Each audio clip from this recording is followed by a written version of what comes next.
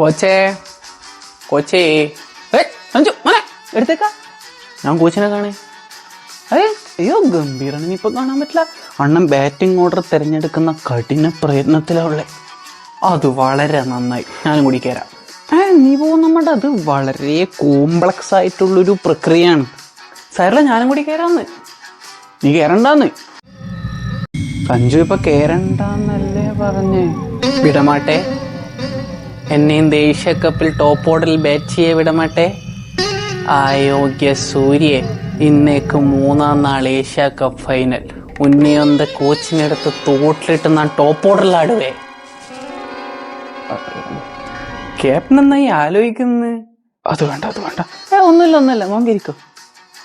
Yes come on, നിങ്ങളും വരൂ. തിരുതിരുദേവേ തിരുദേവേ opening ആരെന്ന് കാട്ടിത്ത ബുംറ. അത് കൊള്ളാലോ. ഇനി 1 ഡൗൺ ആരെന്ന് കാട്ടിത്ത